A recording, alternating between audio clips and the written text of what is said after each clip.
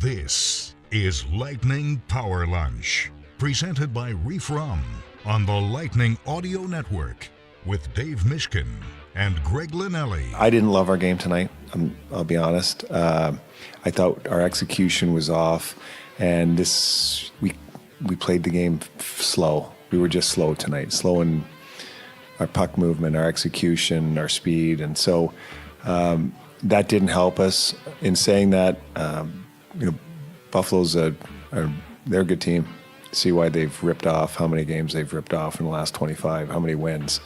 And they can skate and they make plays, they defend, they do a lot of really, really good things. So that was probably an entertaining hockey game for most. The coaches will pick it apart, but that was two what I consider really good teams that went at it, and it's probably fitting that it went to overtime.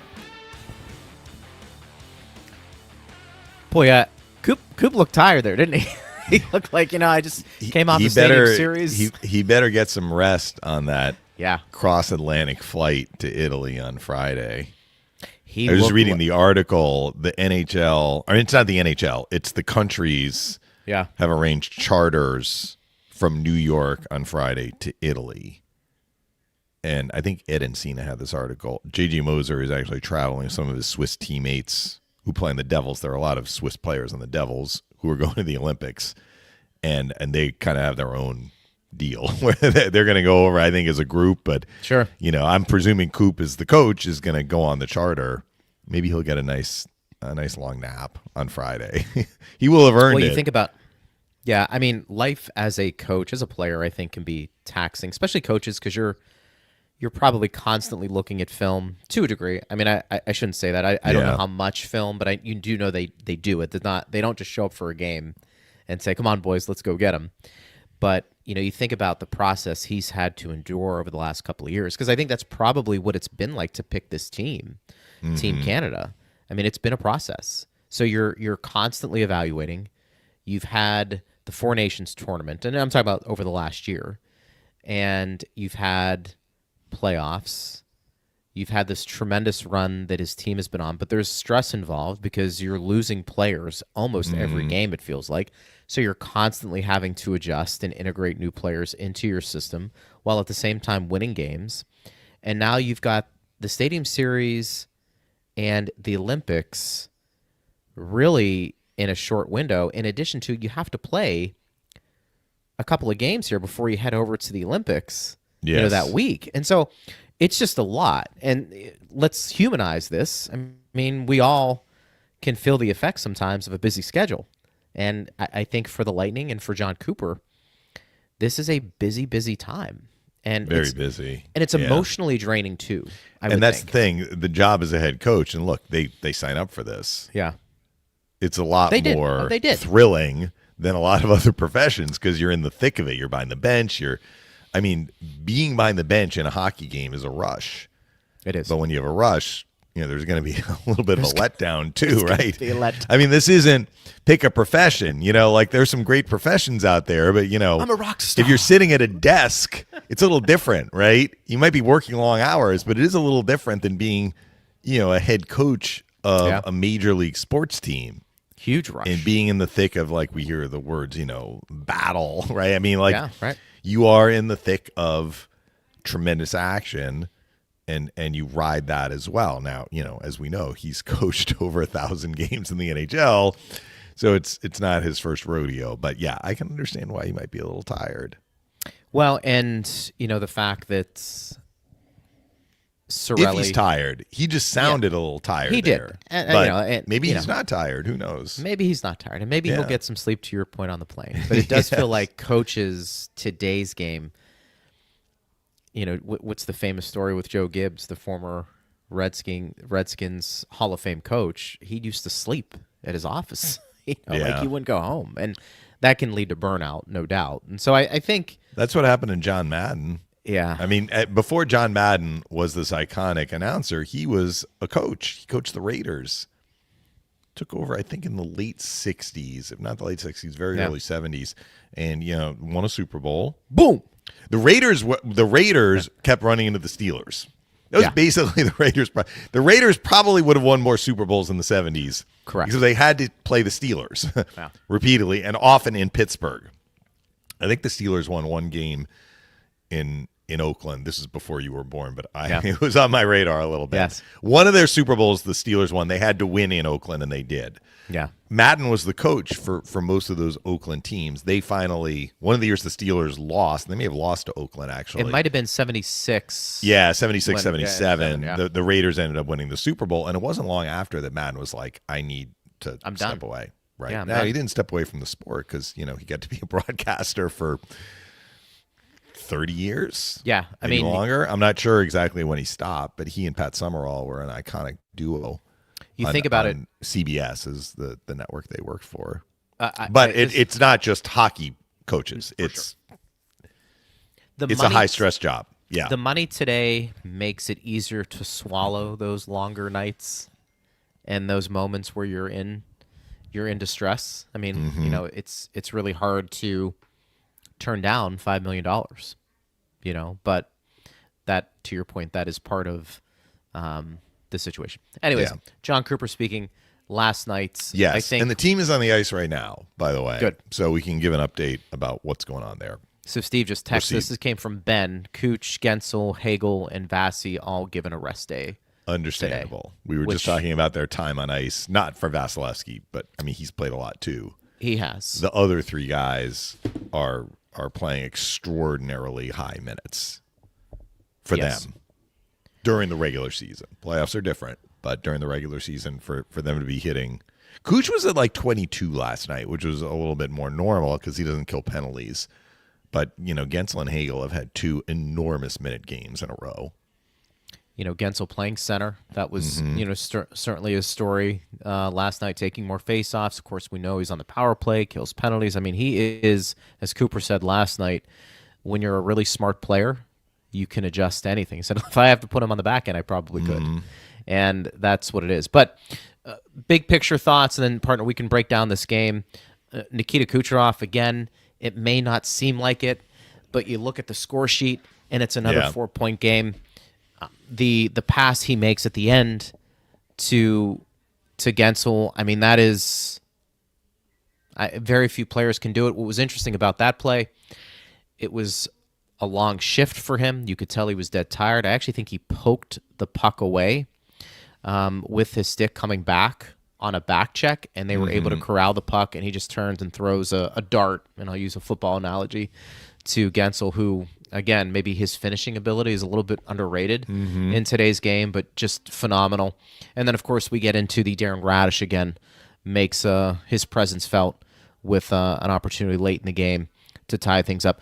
Raddysh, at this point, you wonder if he's looking at a 5-year contract worth $6.5 to $7 million, the way he is playing right now. I mean, Phil brought that up. Did Phil say that on the air last night, or did he say it off the air? He wouldn't care if he said it on the air. I know he said it to me and you. Well, he said he was looking at maybe 6 years for Raddysh. He's like, he's going to be 30. A 6-year deal takes him to 36.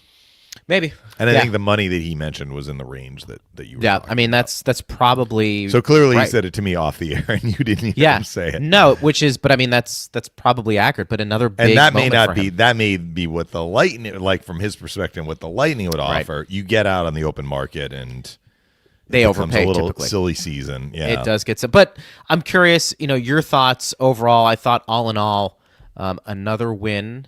Yes. Against a divisional foe. I thought Buffalo looked good. I thought their goaltender played well. Very well. And I know there were some moments there that we can talk about with Finley, Gord having opportunities, but curious your thoughts, initial impressions of Buffalo and just what you thought of the game.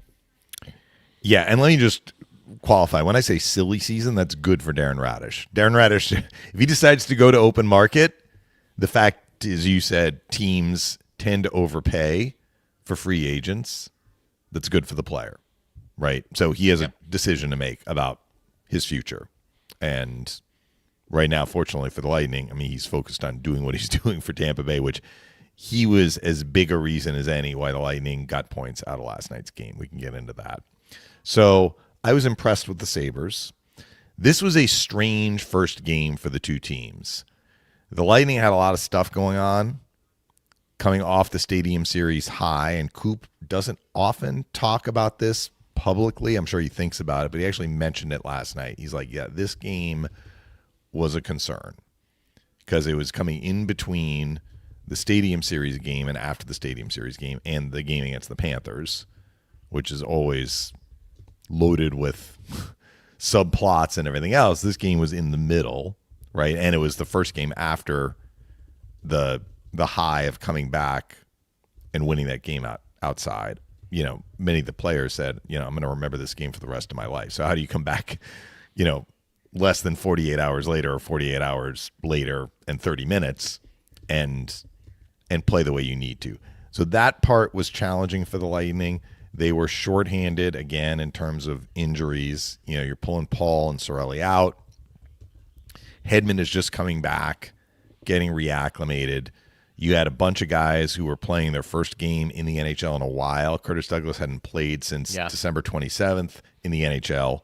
Sabrin hadn't played in the NHL since December 28th. Finley has been in and out. That trio formed a line as well. But it was a weird game for the Sabres too, because they're finishing the second half of a back-to-back. They had a really hard-fought emotional win in Sunrise the night before. So what were we going to see? And even after the game, I'm having a hard time distilling exactly what happened, because what Coop said is right. The Lightning weren't at their best. What he said is we played slow, we didn't execute. And I don't disagree with that. Phil and I were kind of getting animated about some of the miscues the Lightning had at points in the game. So I agree with what Coop said. But when you look at the totality of the game, every statistical category was in favor of the Lightning. So they outshot the Sabres. They out-attempted the Sabres. I think based on the goaltending, we would say they outchanced the Sabres. Maybe most of those chances came in the first period. I think there's no question that Colton Ellis had to make more saves and more difficult saves than Vasilevsky.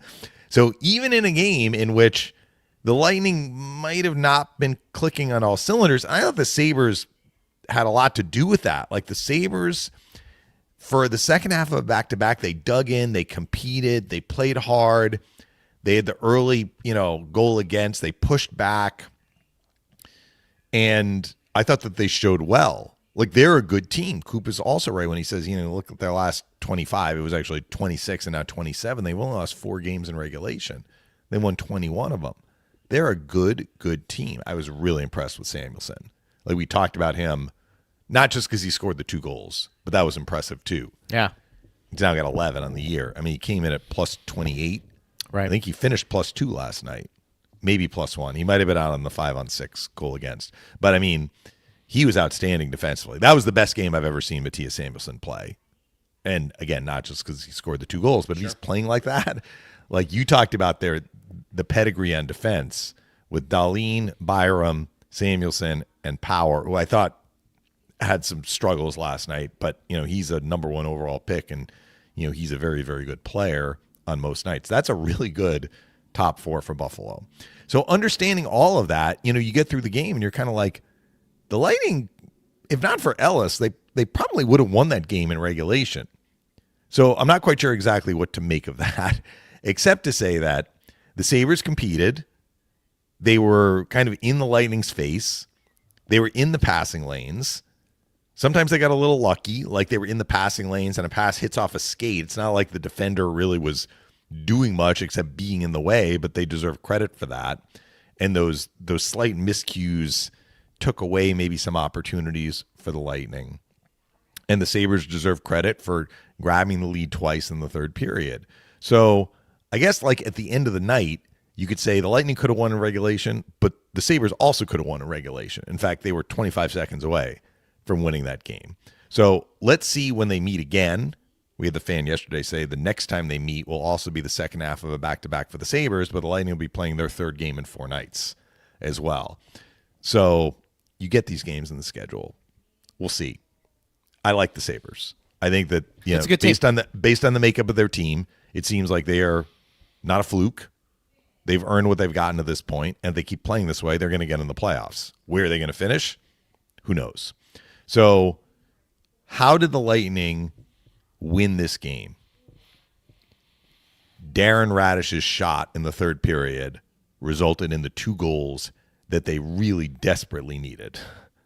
So the Sabres, so it's 1-1 after 1. The second period was a little bit of a weird period. Like there wasn't a lot of flow. I thought actually the Sabres might have outplayed the Lightning, but when you looked at the stats in the second period, shots were 10-4 Tampa Bay, which really doesn't make a lot of sense because, the Sabres, I thought, had more possession actually. Shot attempts were low. Unless they changed it, I had it 17-12 Lightning. So the stats didn't really tell the story of how the Sabres were able to kind of disrupt what the Lightning were trying to do. So we go into the third period. The Lightning with the Guentzel, Kucherov, Hagel line, they get a chance in the offensive zone. I think it was a shot from Kucherov.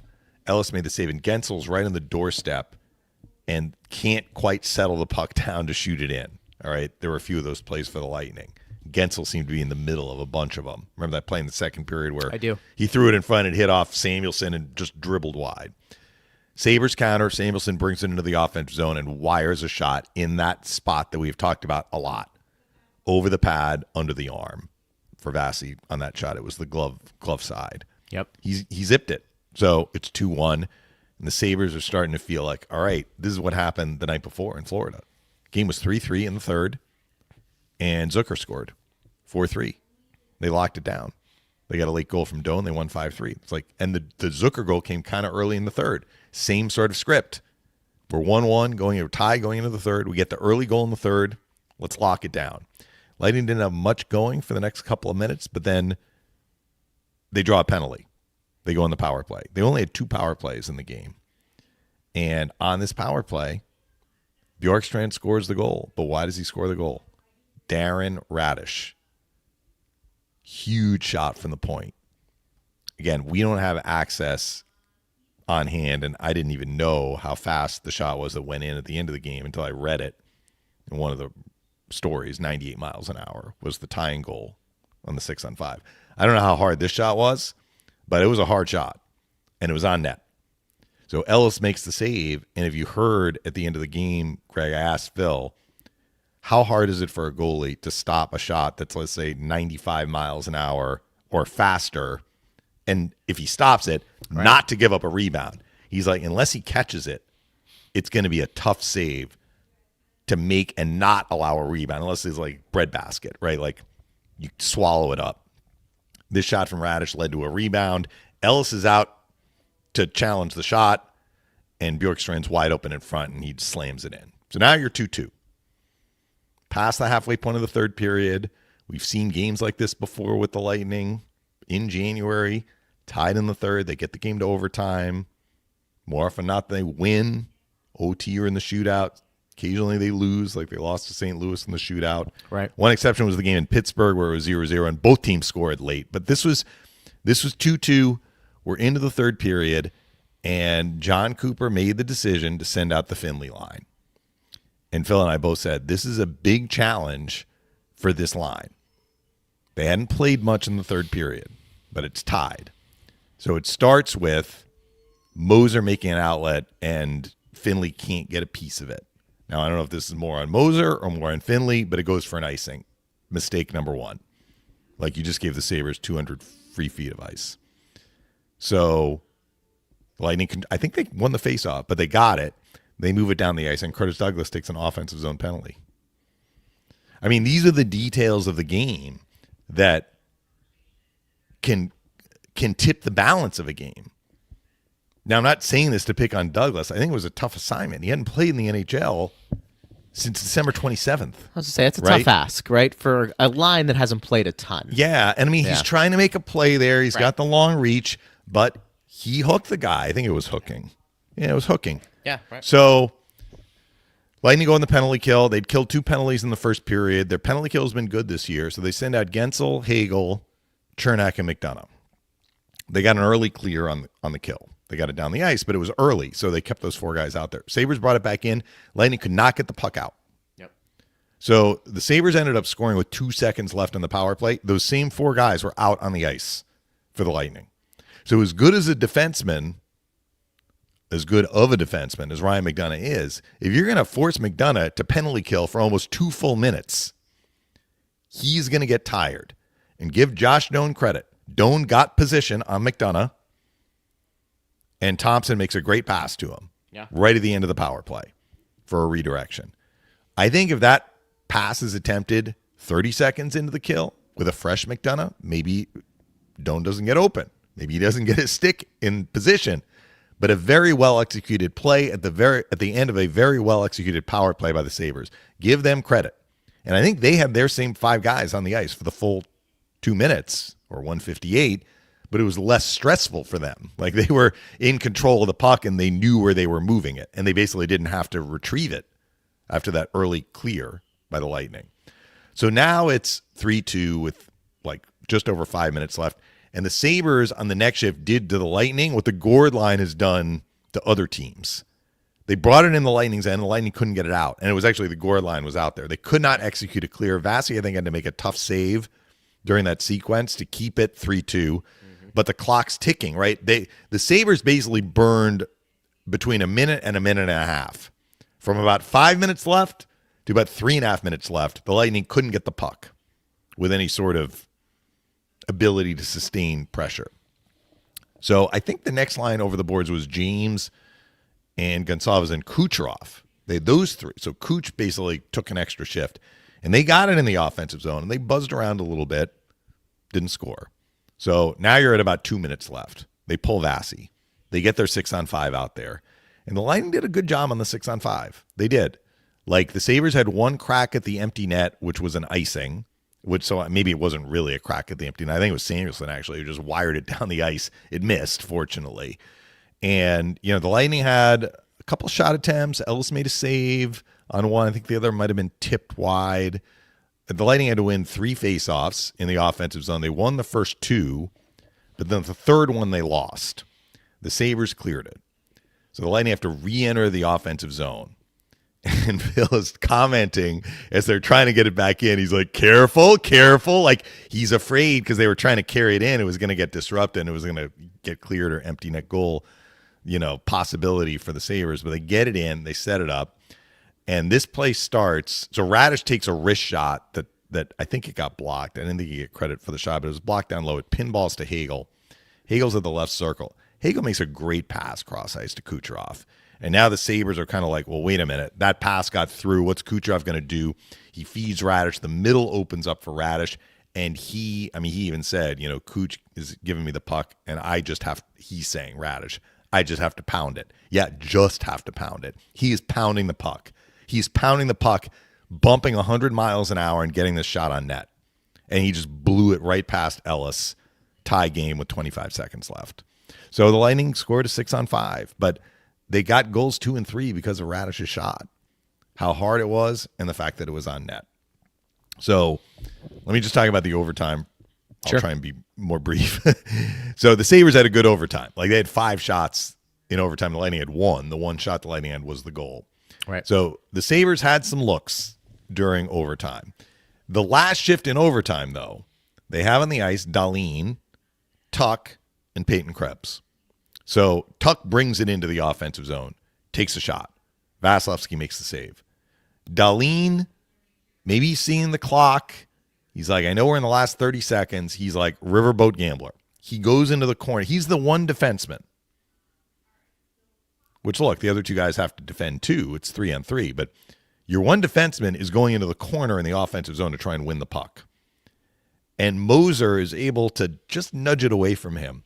There was a point where nobody really even saw the puck. Like, on my play-by-play, I heard the call. It's kind of like Moser reacts to make sure Dahlin can't get the puck. Like, both Moser and Kucherov didn't go to the puck right away. Dahlin is sniffing after it.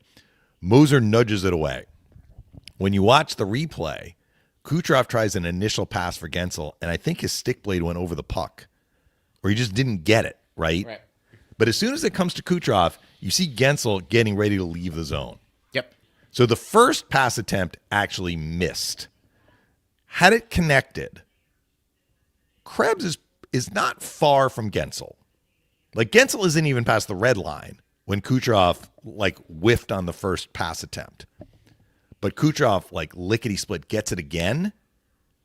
And by the time he got it the second time, Guentzel has more separation. Really, it's Krebs. Like, Tuck is more at the blue line, the Lightning's defensive blue line. Krebs is out in the neutral zone, but he does not go to Guentzel.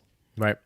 So that allowed Kucherov to get the puck to Guentzel where Guentzel had space to score in the breakaway. It was a fantastic pass from Kucherov, and you consider, like, after the first one got foiled somehow, he didn't miss a beat. He was like, stayed on the puck and whipped it out. And what I will say about how the Sabres defended that, if you're in a 3-on-3 and you know your defenseman is down low in the offensive zone, the Lightning also had two guys deep in the Lightning's defensive zone, Moser and Kucherov. Yeah. There's one dangerous guy on the ice. One, Jake Guentzel. Krebs sees Kucherov try to make a pass to Guentzel and whiffs on it. Maybe he's thinking, we're going to retrieve this puck. I want to stay closer to, like, Vasilevsky. But if you're Peyton Krebs, you have to go to Guentzel there. He just doesn't even move. It's almost like in football, if the defensive back is close to the wide receiver and then bites on a pump fake and stops chasing the wide receiver gets more space. There's one dangerous guy that the Lightning had available there, and Krebs, if he skates with Guentzel, maybe he disrupts the breakaway, maybe he takes a penalty, which wouldn't have been a penalty shot. Like, if he's close enough, it could have just been a minor penalty, and there would have only been, 16, 17 seconds left. So to me, that's a big mistake by Krebs in that he didn't react. Because it's not like Kucherov made the pass attempt originally that connected. He tried it. Like, you could see in the replay where Kucherov is trying to go with the puck, and Krebs doesn't stay with Guentzel. So that part is on the Sabres, but a very well-executed play by Kucherov and a great finish from Guentzel, and that was your ball game. A very evenly, closely played game. But again, the Lightning, it's kind of like everything is coming at roses for them right now. A lot of these coin toss games, they're at least getting a point and often getting 2 points. So they improved to 18-1-1 in their last 20, which is incredible. I mean, I often talk about that 23-2-1 stretch they had in the 1920 season. I mean, this is approaching that streak. And their level of play has generally been very, very high. And even last night where they were off a little bit, it's hard to say they got outplayed. I'm not sure they got outplayed. They could have lost, but to me, it just kind of ended up being a very even game where the Lightning relied on two key plays in the third period to tie the game and then the key play in overtime to win it. I thought Gord had some looks in tight. Yes. We talk about that was in the individual first players. period. Yeah.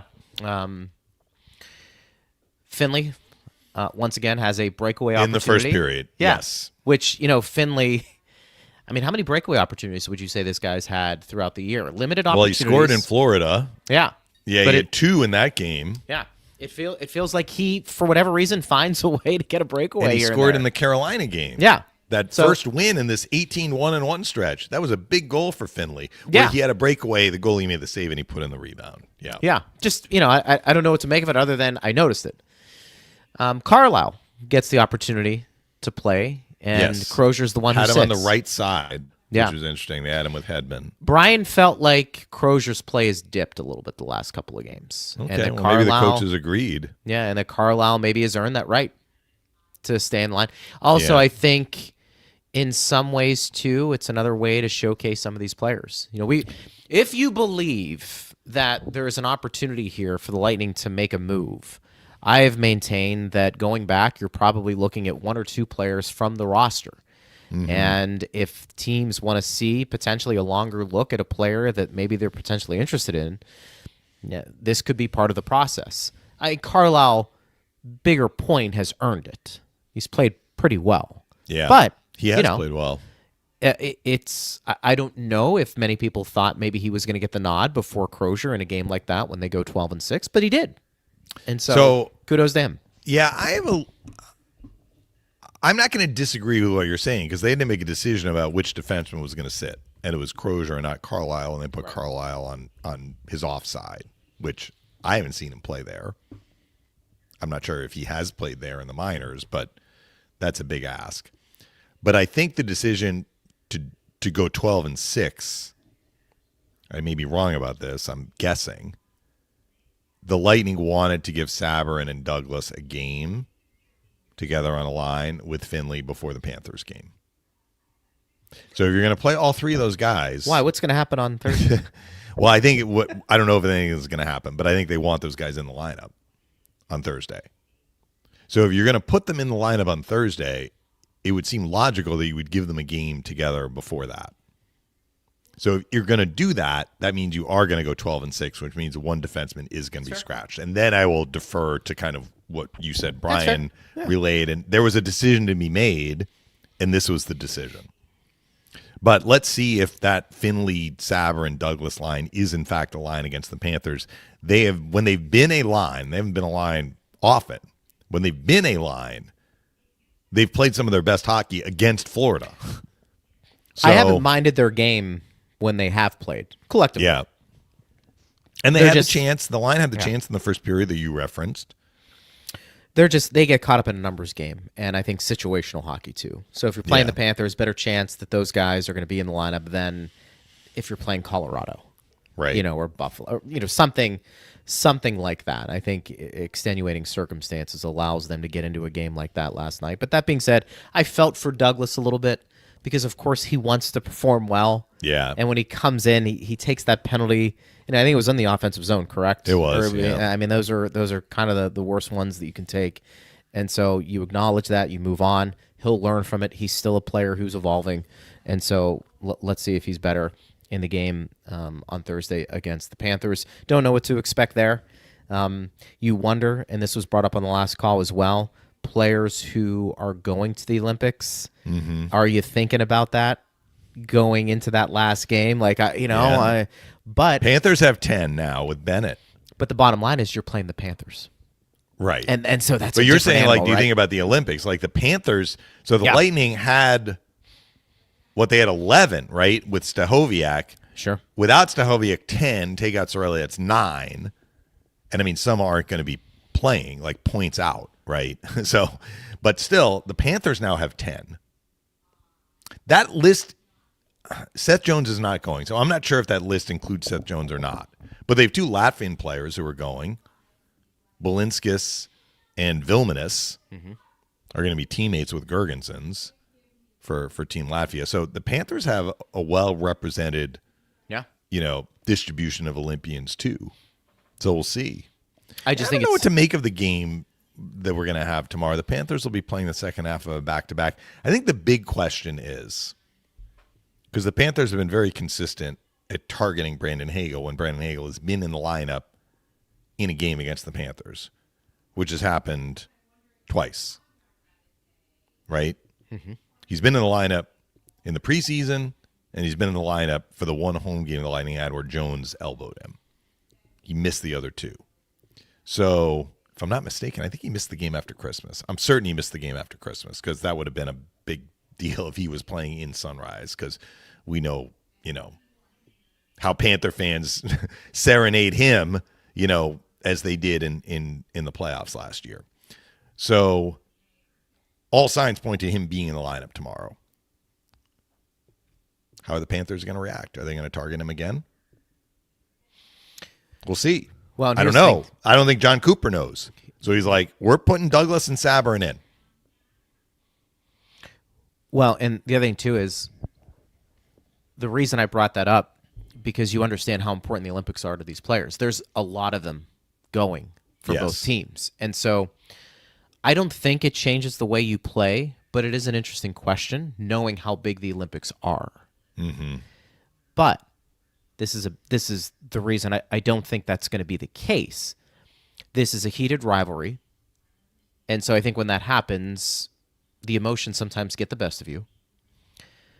But the Panthers need wins. Yeah, that's the other part, right? too. I mean, they can't, like, if they... Is this a retribution?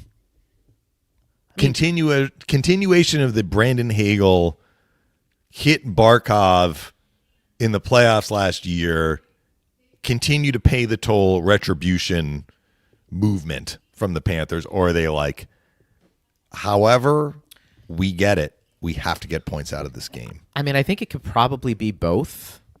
Because I knowing the way sometimes these players and these teams think about trying to square one away with another team and a specific player, I feel like they could go over the line at any point. So I'm already putting that on the table that I anticipate the Panthers to do something in this game Thursday. What that is, I don't know. They're going to do something. But more importantly, though, this is a team that's 9 points out of a last playoff spot in the East. I mean, I didn't think I'd sit here 53 games into the regular season and think, you know, the odds of the Panthers making the playoffs at this point is maybe 50-50 at best. And I might even be being generous. I don't know. Maybe they're dead last in the division, too. So not only do they need to get into the top 5 at the very least, yes, they have to leapfrog now both Ottawa and Toronto. That is correct. And now because you know how much energy you are going to be putting out to just get into the playoff race. Yeah. And that's why all these teams you have to leapfrog. That makes it a tough task. So the Panthers may be in real trouble. And the game on Thursday, if there's ever a point for them to, I don't want to say turn their season around, because you are going to have a huge gap with the Olympics coming up, it may be this game on Thursday for them. Yeah. I mean, they may look at it and say, you know, Olympics be damned, this is a playoff game for us. Because, boys, if we lose this one, we continue to dig ourselves a pretty significant hole. And it'll be interesting to see how that plays out tomorrow. So I'm excited about it. I think anytime those teams play, it's always fun. And yes. Boy, wouldn't it be nice for the Lightning to just, I don't want to say put the nail in the coffin even more, but you have a big-time chance to do some damage to the Panthers. So I think both teams actually will be up for this game, and I would anticipate a pretty intense game, and we'll kind of go from there. Well, there's more at stake for the Panthers than the Lightning. I mean, no doubt. Yeah, there's always something at stake for the Lightning, and they want to beat their rivals and keep them down and improve their own standings position. But, I mean, the Lightning are in fantastic shape. I mean, they already have 4 bonus points in this 10-game segment, and they played 54 games. They have 6 games left in the segment. So, you know, they just want to keep munching points and keep those teams on the wrong side of the cut line as far behind their standings position as possible. But the reality for the Panthers, so the Panthers have played, I think they played the same number of games, but they play tonight. So they will have played 1 more game than the Lightning heading into the Olympic break. Actually, I'll look up and see. Panthers have played 55 games. So they actually played 1 more than the Lightning. So they'll be at 57 at the Olympic break. That means they have, 25 games left. Of those 25 games, I mean, Phil was saying he heard some people involved with the Panthers or were looking at the Panthers think they may need to win 20 of them just to have a shot to get into the playoffs. Yep. And they got a ton of road games on their schedule slate. So we'll see. It's not easy going deep in the playoffs 3 straight years. Lightning fans experienced that with the Lightning. But the Lightning never were in a position where they had such a precipitous drop-off in the next regular season. Yeah. Or the next regular season after the second cup, or the next regular season after the third trip to the final. Panthers did in the opposite order. They got to the final and lost, and they won their back-to-backs. Coupled with the fact that the rest of the division wasn't so competitive. I mean, if the division in the Atlantic more resembled, and it doesn't, but more resembled that year where the top 8 and the bottom 8, there was such a gap in the East, you know, things might look a little differently for the Panthers. But, you know, they have not played anywhere close to the level they need to based on the record. But also, like, all these teams are crushing it ahead of them and making it very difficult for them to keep pace right now. And the injuries hurt. But you know what? How many teams have big injuries? I think it's a combination of the 3. The injuries, the 3 deep playoff runs, and the fact that the division/conference has really been extraordinarily strong. We call that the trifecta, and I actually think the conference being this strong is the biggest reason. because I think you could still say maybe they have enough there to win games in a season where it's not as competitive, but there are no easy games. No. I mean, there really aren't. So I think all three of those points that you brought up are correct.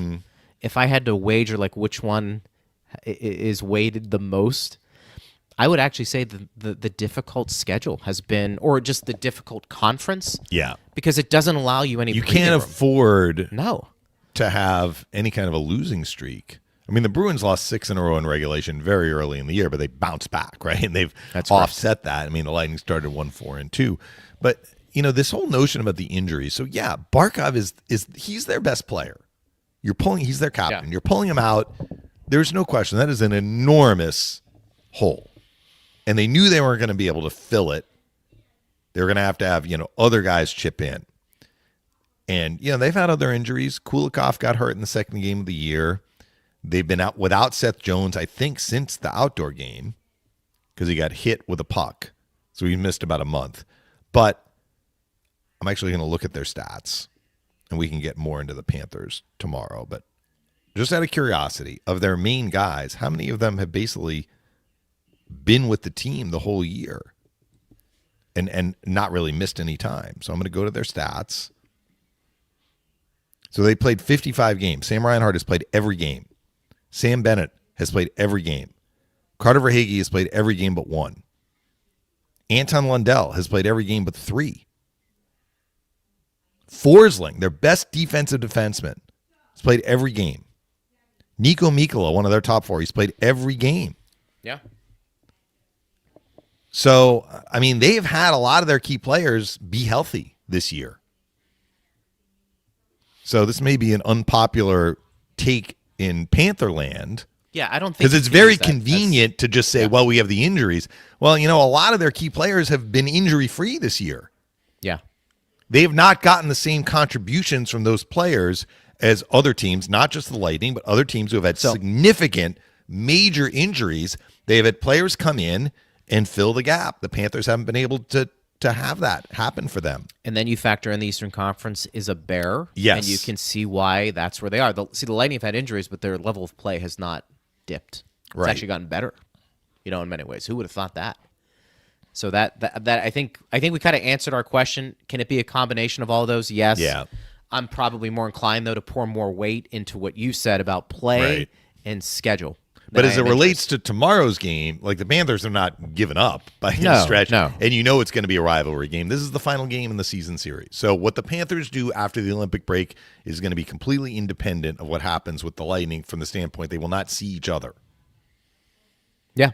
But I can tell you right now, the Panthers have to get super hot, and they need to hope that not just one, but probably multiple teams ahead of them in the division at least go super cold. And there's no guarantee that that is going to happen, and there are no signs that that is going to happen. What hurts them, too, is they're not going to have the Lightning to make up ground because these games are going to be done. So like if you're chasing teams, you want to be able to – those are 4-point games. So that's why tomorrow especially is going to be a really big one for them. Let's get to some questions, partner, to end the show. Before we do that tonight, enjoy some Refrum. Smooth, versatile, and now pouring at Benchmark International Arena. Order a Tropical Wave or a Lightning Mule and taste why fans are switching. Refrum is a premium craft Florida local rum built on authenticity, quality, and easy drinkability. Ask for Refrum by name. Go Bolts, and please enjoy responsibly. Let's get to Thomas, who says, Julian should make it his mission to ink Raddysh to a deal now. What a game last night. Well, unfortunately, we only get to talk to Julian on the record a couple times a year, and he did his fireside chat earlier in January. It would be interesting to see where his mind is at, though. Some good questions. At what point is the sample size big enough for him to be like, yes, let's try and get this thing done? We're going to get to that question here in a second, but Tampa Bay says, it is crazy that if Hetty and Mac were healthy all year, we probably wouldn't have seen this run by Raddysh. Well, McDonough's in a little bit of a different category because, he's not playing the power play, and he's a left side D, and Raddysh is a right side D. And it's really Moser has taken a lot of the stuff that McDonough did last year. for the Lightning when McDonough led the NHL in plus minus. Look where Moser is. Moser is among the league leaders in plus minus. I think he had a -1 last night, possibly. Might have finished even. But to me, it's like Moser has filled the skates of McDonough or gotten the McDonough assignments, and Raddysh has gotten some of the Hedman assignments, understanding Raddysh is a right D and Hedman is a left D, and Hedman and McDonough didn't play together, and Raddysh and Moser do. But we actually saw Raddysh move on to power play 1 before Hedman got hurt and pulled himself. I mean, he had 2 injury absences. Raddysh was on power play 1 before the first time Hedman went on the injured list. So I accept the premise, but I'm not sure, or I accept the thinking behind the premise. I'm not sure if it would have exactly unfolded differently, though. You know, if the power play is starting to score and Raddysh is on that first power play unit, whether Hedman is healthy or not, or was healthy or not, you know, they would have kept it the same. The point was the move was made before Hedman was unavailable. Let's get to some more questions here. This goes from Louis. I can't imagine Cooper trading the reasons for exhaustion for anything. It's so much better than the bad things that usually wear coaches out. That coaches is true. do like winning. There's no doubt. Chris says, not the prettiest games they've played, but you take the win. Cooch getting more media chatter with his start to 2026. Just hoping we survive Thursday without any more injuries. Well, if somebody shines a giant bright light in your face, you're going to notice it. I mean, Kucherov, I saw the numbers. He is like 70 points in like a 30-game span or something like that. I mean, how far down in the scoring race was he after the first month and a half of the season? I think he's a point behind McKinnon at this point. He's 5 points behind the league leader. Yeah, he's rattling off 3-4 point games on a regular basis. You can't not notice him and what he's done. All right, thank you, Steve. Kuch has 75 points in the last 35 games, so I was in the ballpark. I must have said the numbers before last night when he had 4 points. I thought I saw 71. Somebody had the note that, like, Kucherov, 39 points in the last 15 games. So that 35-game stretch where he has 75 points, somebody said, Kucherov has more points in 35 games than some players had during the entire, like the league leaders had during one season that was cited. I mean, it's just bonkers what he's been able to do. And the power play getting hot has helped, no doubt. I mean, 2 of his points last night came 1 on the power play, 1 on the 6-on-5. But he's on one of these Kucherov runs, and we've probably had another one like this, but this one is pretty special.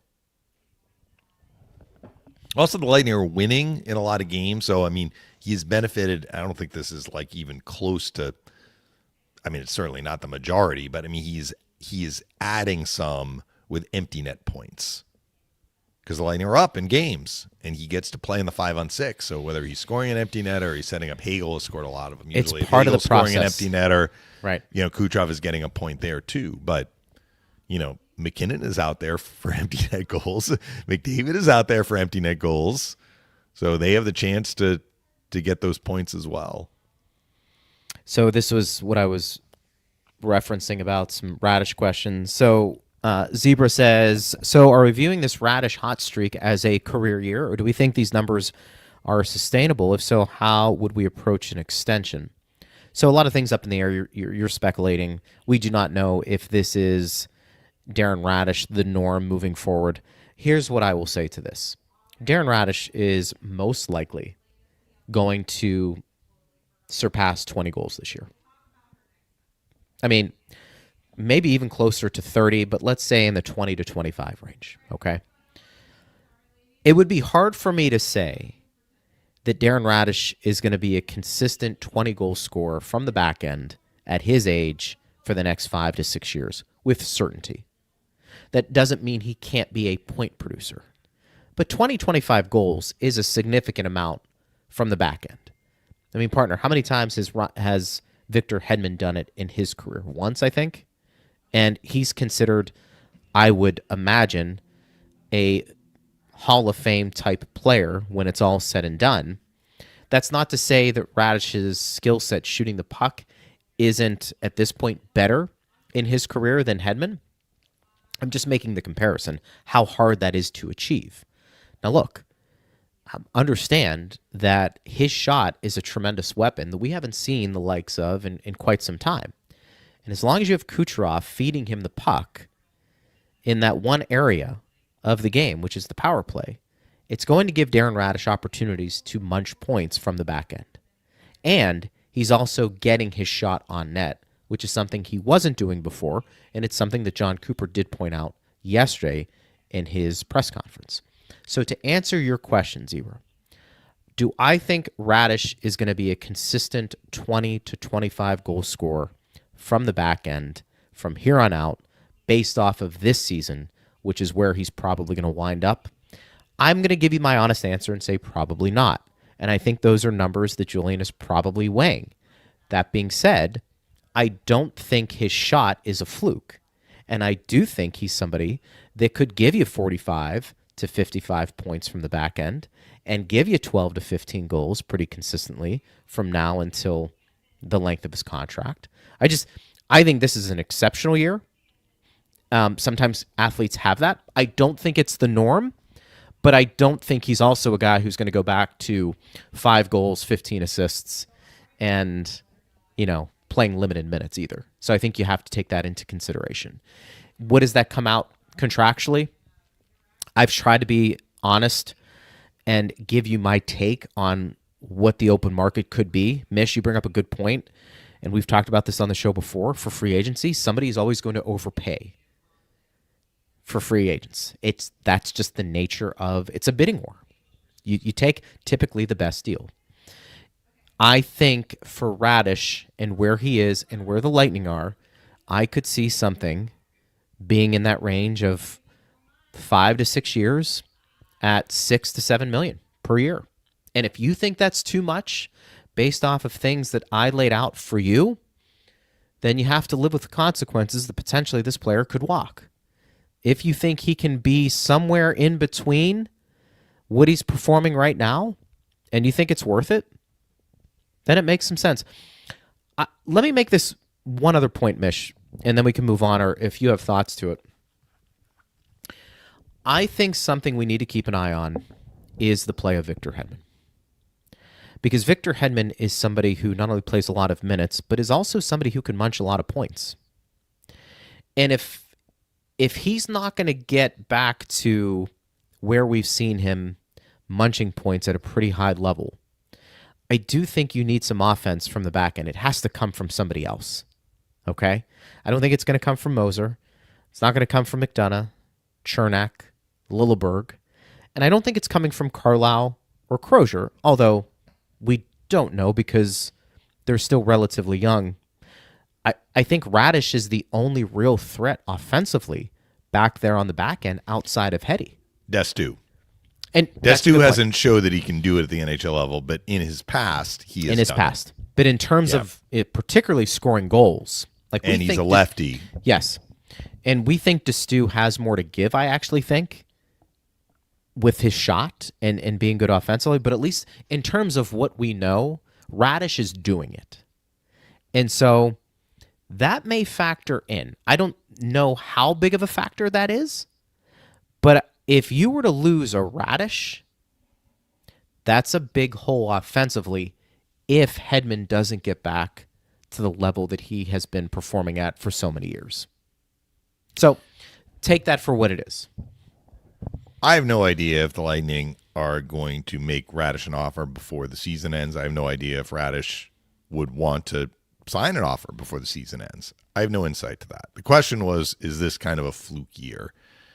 And really the question is, like, what is Julian looking at? He wants a bigger sample size, but what is in that sample size? So you've talked about the offensive numbers, and the offensive numbers continue to be great for Raddysh. I mean, he's on a 5-game goal-scoring streak. It's a franchise record in Lightning history among defensemen, and it's the first time since I think the 80s that we've had 2 defensemen the same year have a 5-game goal streak, because Jacob Chychrun had one earlier this year. So I have no idea what's going on in Julian's head, but I kind of look at it this way.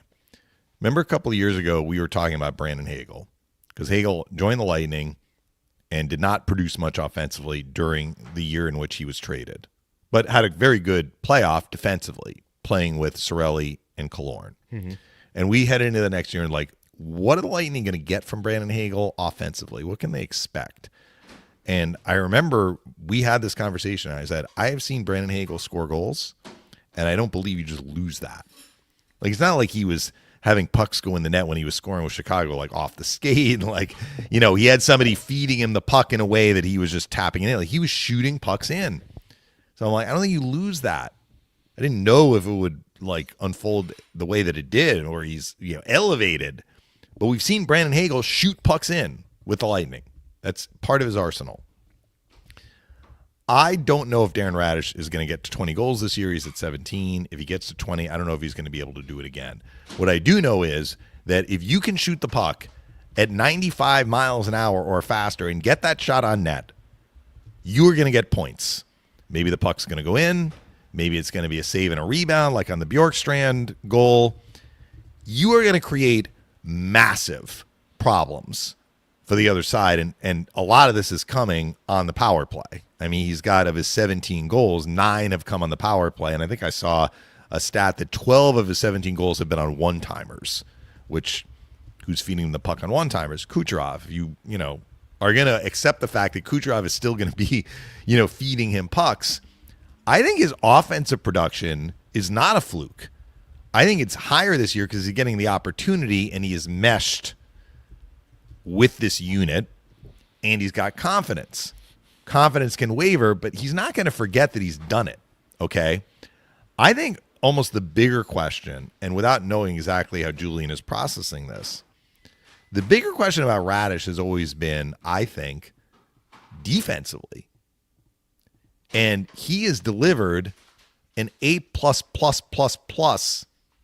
season offensively and defensively. He and Moser are one of the top defensive pairs in the NHL. So will that continue? Will it continue if Moser isn't his partner? And I wonder if Julian is really considering that piece of it. Now, maybe if that piece drops off a little bit, let's say Raddysh is not the same player defensively, although I think he's got a lot of, like, his puck poise is off the charts and he can skate out of trouble, but he's just making good, solid plays in the defensive zone. He's positionally sound. He's where he needs to be. Okay. But if Julian is like, all right, maybe baked into the cake here, we'll see a little regression defensively.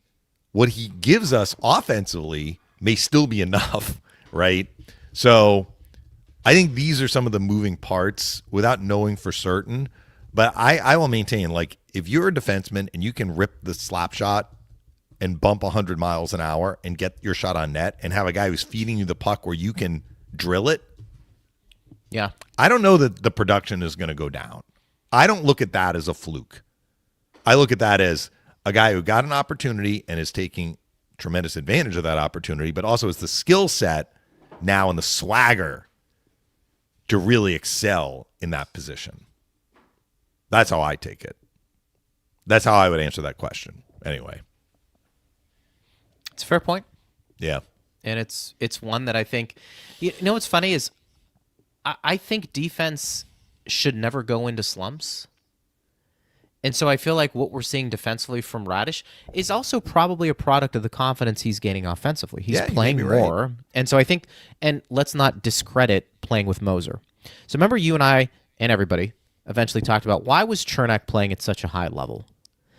Did some of that have to do with Ryan McDonough? Yeah, I think it did.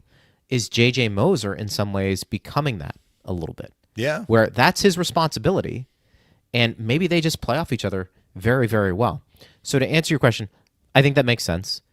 I would say defensively is something that should always be there.